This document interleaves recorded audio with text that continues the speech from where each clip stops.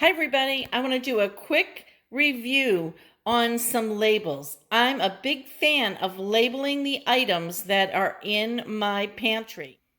You can see here how I've labeled a lot of my items. So let me just show you a little bit about these labels. You can just use a marker and then you can write on them what you have in them and the date. For example, today I used up the last of my orzo. These can wash right off the jar, so water dissolves them. These do not, but I will tell you that they peel off very, very easy. All you got to do is get the corner, and you can see that they just peel off. Let me go show you how quick these wash off if you decide to go with these labels instead.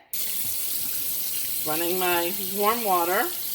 I'll put my label right in the sink and just come down and scrape it with my hand. And you can see the label has